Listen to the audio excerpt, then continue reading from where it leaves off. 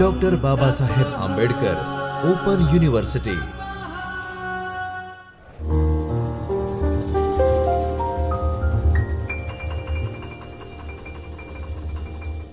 નમસ્તે વિદ્યાર્થી મિત્રો, ડૉક્ટર બાબા સાહેબ આંબેડકર ઓપન યુનિવર્સિટીના બીએડ ઓડીએલ અભ્યાસક્રમના દ્વિતીય વર્ષના પેપર ક્રમાંક ES 221 જીવન કૌશલ્યો માટેનું શિક્ષણ એના બ્લોક 3 એકમ 9ની વાત આપણે કરતા હતા।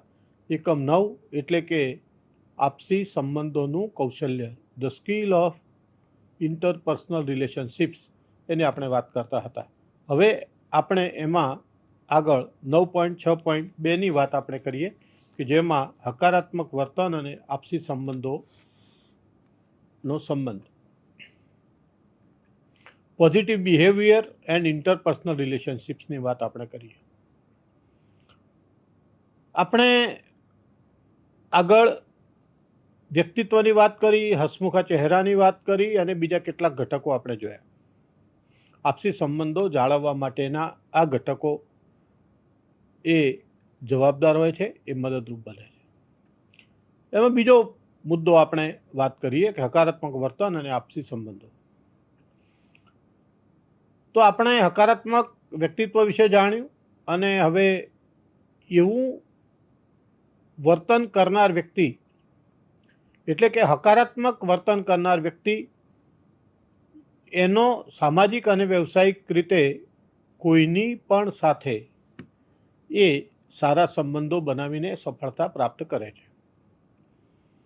એવું કહેવાય છે કે હકારાત્મક વ્યક્તિનો સંબંધ એને દુશ્મન બનાવનાર વ્યક્તિ સાથે પણ કે માનનાર વ્યક્તિ સાથે પણ એ સારો હોય છે, કારણ કે એમાં સમયાંતરે સમજાય છે કે એમાં એ વ્યક્તિનો કોઈ દોષ નથી, એટલે કે એને દુશ્મન માનનાર વ્યક્તિ પણ એને છેલ્લે સ્વીકારે છે। હકારાત્મક વર્તનમાં કઈ કઈ ખાસ પ્રકારની વિશેષતા હોઈ શકે અને આ વિશેષતાઓ જીવનના કોઈ પણ પ્રસંગે કોઈ પણ વ્યક્તિને એ લાગુ પડે છે, જેમાં જવાબદારીનું ભાન, વ્યક્તિમાં કર્તવ્ય પાલનનું ભાન હોવું જરૂરી છે। બધા જ આવું કહે છે એટલે હું પણ આવું કરું, એ ન ચાલે। જ્યારે સમગ્ર સમાજ સામેની તમામ વ્યક્તિઓ જ્યારે બેજવાબદારી પૂર્ણ રીતે વર્તતી હોય, આમાં આપણે વાત કરીએ છીએ સડકથી સંસદ સુધીની, એટલે કે ઘરમાં, રસ્તા ઉપર, સામાજિક સ્થાન ઉપર, વ્યવસાયના સ્થળે કે ધાર્મિક સ્થળે કે રાજકીય સ્થળે, કોઈ પણ જગ્યાએ આપણને આપણી જવાબદારીનું ભાન હોવું જોઈએ। જવાબદારીભર્યું વર્તન એટલે શું? એટલે કે આપણા ઉત્તરદાયિત્વનો સ્વીકાર। અને આ ઉત્તરદાયિત્વ જે છે કે આપણી શું જવાબદારી છે, એ જવાબદારીના ઘણા બધા રોલ હોઈ શકે, જેમ કે પિતા તરીકેની જવાબદારી, પતિ તરીકેની જવાબદારી, ભાઈ તરીકેની જવાબદારી, બહેન તરીકેની જવાબદારી, કર્મચારી તરીકેની જવાબદારી, સાથી કર્મચારી તરીકેની જવાબદારી, આમ વિવિધ પ્રકારની જવાબદારીઓ એ આપણું આદર્શ નાગરિકપણું બતાવે છે।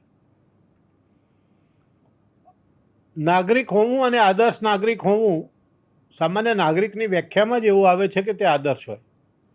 જેમ કે શિક્ષણ અને સારું શિક્ષણ, શિક્ષણ હંમેશા સારું જ હોય, પરંતુ આદર્શ, સારું, આ બધું જે આપણે કહીએ છીએ તે એક પ્રકારના વિશેષણો છે, અને વિશેષણો વાપરવાની એટલે માટે જરૂર પડે છે કે ક્યાંક નસારું છે, ક્યાંક એવું બેજવાબદાર પૂર્ણ વર્તન થાય છે, ક્યાંક બિન આદર્શપણું દેખાય છે, એટલા માટે આપણે આવા વિશેષણો વાપરતા હોઈએ છીએ। અને જવાબદારીનું ભાન હોવું એટલે કે એ આપણી સમજદારી અને આપણી પરિપક્વતા બતાવે છે.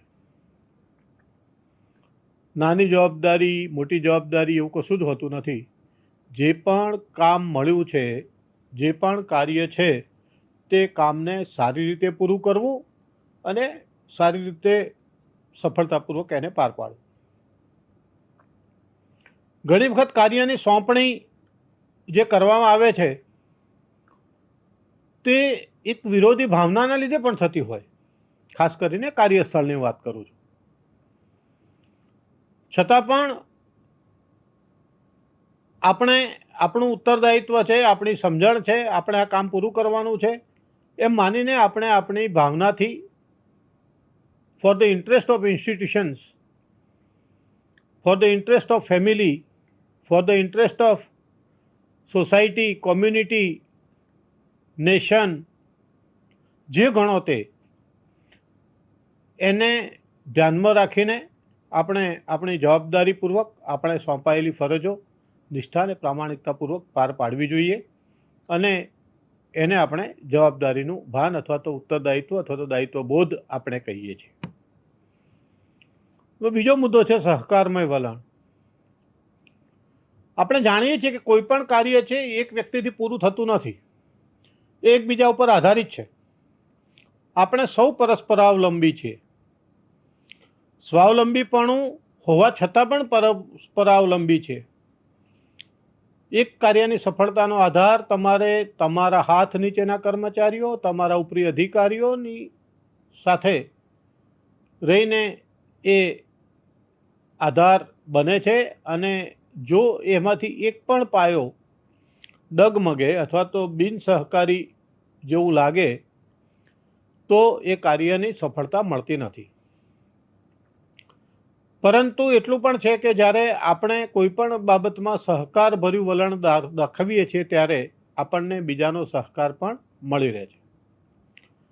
એટલે કે આપણું સહકારભર્યું વલણ જે છે એ હકારાત્મક પાસું છે અને એ કોઈ પણ પરિસ્થિતિને સફળતાપૂર્વક એમાંથી બહાર લાવી શકાય છે અને એને કાર્યને પાર પાડી શકાય છે.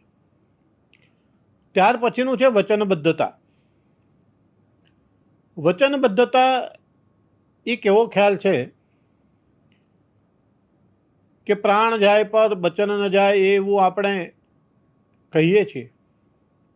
એ આપણો ધર્મ પણ છે. એક વખતનું કમિટમેન્ટ એ લાઈફ ટાઈમનું કમિટમેન્ટ હોય છે.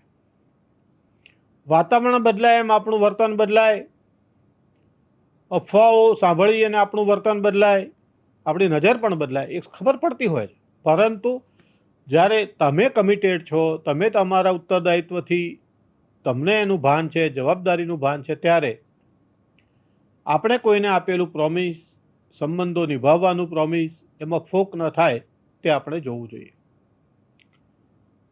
વચન એ આપણા મનની ઈચ્છા વ્યક્ત કરે છે. ઉત્સાહમાં આપીને આપેલું વચન એવું નહીં. ઉત્સાહમાં આવીને આપણે કોઈ પણ કહીએ, ગુસ્સામાં શ્રાપ આપીએ અને ઉત્સાહમાં આવીને કોઈને આશીર્વાદ આપીએ, એ ફળતા નથી. એટલા માટે કારણ કે પૂરતી સમજણ સાથે આપેલું વચન એ આપણી પ્રતિબદ્ધતા છે, કમિટમેન્ટ છે, વચનબદ્ધતા છે અને એ કોઈ પણ સંજોગોમાં એ પાળવામાં આવે છે. સામેની વ્યક્તિ તમને સ્વીકારે ન સ્વીકારે અથવા તો તમારી સાથે દુર્વ્યવહાર કરે, માનસિક રીતે કરે, શારીરિક રીતે કરે અથવા તો એ તમને કોઈ પણ રીતે પજવણી યુક્ત વ્યવહાર કરે તો પણ સામાજિક સંબંધોમાં વચનબદ્ધ રહીને આપણે આપસી સંબંધોમાં જીવવાનું કૌશલ્ય કેળવવાનું છે. અને આ ગુણ જે છે એ તમારા ચરિત્રમાંથી આવે છે. એને જ આપણે ચરિત્ર કહીએ છીએ અને એને લીધે જ વિશ્વાસ ઊભો થાય છે. એના લીધે જ અને વિશ્વાસ એટલે એવું કહેવાય છે કે એકબીજા ઉપર મૂકી શકાય તેવો શ્વાસ છે. એટલે કોઈનું પણ વચનભંગ ન થાય, કોઈને આપેલું પ્રોમિસ એ હંમેશા આપણને યાદ રહે તો જ આપણા ઉપર એ વિશ્વાસ વધે છે અને આપણા કાર્યમાં સફળતા અપાવે છે. ભરોસાપાત્ર બનવું જોઈએ. આપણે જેટલી ફરજો વફાદારીથી, જવાબદારીઓથી નિભાવતા જઈએ તો લોકોને આપણી કાર્યક્ષમતા અને કાર્યદક્ષતા પર વિશ્વાસ વધે છે.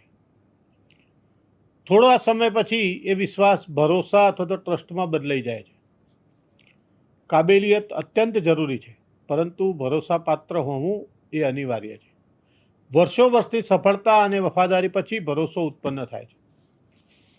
પણ ભરોસો અને ભરોસાપાત્ર બનવું એટલે કે ભરોસો બીજા ઉપર રાખવો. ભલે બીજો વ્યક્તિ, સામેવાળી વ્યક્તિ તમારો ભરોસો તોડે, છતાં પણ તમારે ભરોસાયુક્ત બનીને વર્તન કરવું જોઈએ. કારણ કે ભરોસો તોડનારી વ્યક્તિને મોડે સમજાય છે, ભલે એને ખૂબ મોડું થઈ ગયું હોય, એ ખૂબ નુકસાનમાં જતા રહે, પરંતુ તમારે તમારી કાર્યદક્ષતા અને કાર્યક્ષમતાના આધારે આપણે કાર્ય કરતા રહેવું જોઈએ. અને કોઈ સ્વીકાર થાય ન થાય છતાં પણ, કોઈ પ્રમાણપત્ર આપે ના આપે તો પણ, કારણ કે આ એક સામાજિક વ્યવસ્થાઓ છે. જ્યારે તમે ઇન્ટરપર્સનલ રિલેશનશિપ્સનો અર્થ જ એવો થાય છે કે જ્યારે તમે આંતર સંબંધોમાં જીવતા હો, ત્યારે એ કર્મચારી અધિકારીના સંબંધો હોય, એ પારિવારિક જે કંઈ વ્યવસ્થાઓના સંબંધો હોય, એ રાજકીય કોઈ પણ પ્રકારના સંબંધો હોય, ધાર્મિક રીતે જોઈએ કોઈ પણ પ્રકારના સંબંધો હોય, આર્થિક સંબંધો હોય, તો પણ કમિટમેન્ટ વાળી વાત જે છે કે કોઈનું લીધું હોય ને કહ્યું હોય કે હું મહિનામાં પાછું આપીશ, તો 30 દિવસ પહેલાં 29મા દિવસે આપણે એને વસ્તુ આપી દેવી જોઈએ. આ કમિટમેન્ટ છે. પરંતુ જ્યારે આવું ન થાય ત્યારે બીજી વાર એ વ્યક્તિ તમારી પર ભરોસો કરતી નથી. તો ભરોસાપાત્ર બનવું જોઈએ. નકારાત્મક ટીકા ટિપ્પણીથી દૂર રહેવું જોઈએ. કોઈ પણ ટીકા કે નિંદા કરવામાં આવો વ્યક્તિ માનતો નથી.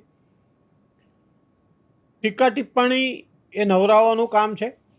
ટીકા ટિપ્પણ કરવું એ સ્વાર્થ, પોતાનો નિજી સ્વાર્થ સાધનારાઓનું કામ છે.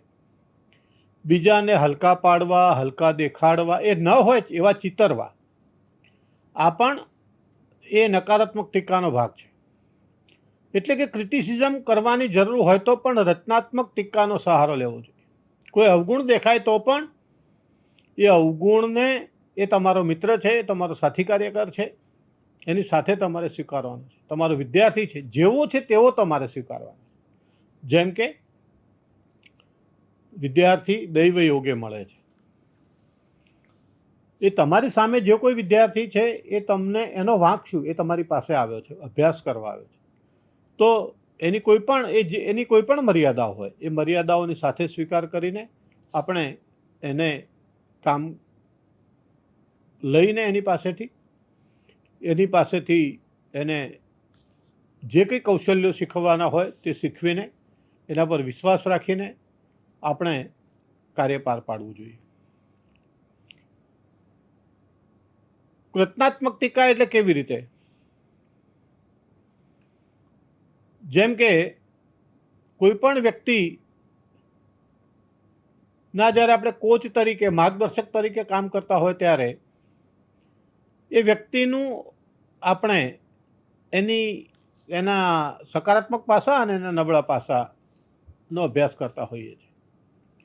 નબળા પાસાઓમાંથી એને બહાર લાવીને એને સકારાત્મકતા તરફ વાળવા માટે, એને હકારાત્મક એમાં પરિવર્તન આવે તેના માટેના પ્રયત્નો કરવા જોઈએ.